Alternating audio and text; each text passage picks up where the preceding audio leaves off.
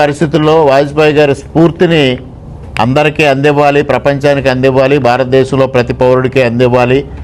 మోడీ గారి సుపరిపాలన ఏ విధంగా సాగుతుంది అనేది కూడా ప్రజలందరికీ తెలియజెప్పాలనే ఉద్దేశంతో 11వ తేదీ నుంచి 15వ తేదీ వరకు ఈ యాత్ర చేపట్టడం జరుగుతూ ఉంది. 25వ తేదీ వరకు 14 రోజుల పాటు, మధ్యలో 2 రోజులు విరామం.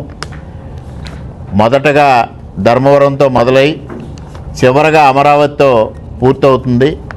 అమరావతిలో ముఖ్యమంత్రి గారు, పవన్ కళ్యాణ్ గారు, అదేవిధంగా అమిత్ షా గారు కూడా పాల్గొనే అవకాశం ఉంది.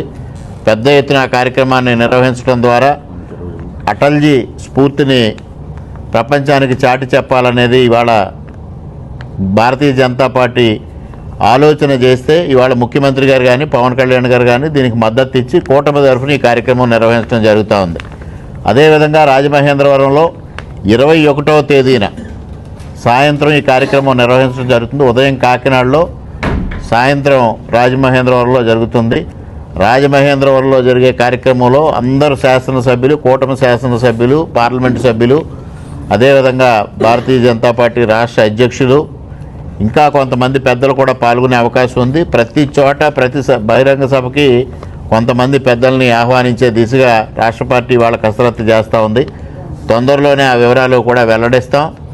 స్థలం కానీ, సమయం కానీ, పాల్గొనే ముఖ్య అతిథులు కానీ వివరాలు మరలా తొందరలోనే మీ అందరికీ తెలియజేస్తాం.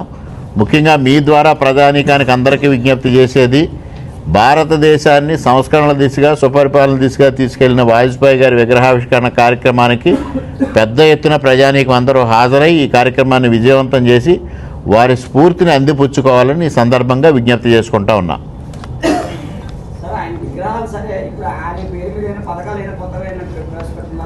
ఆల్రెడీ ఉన్నాయి కదండి.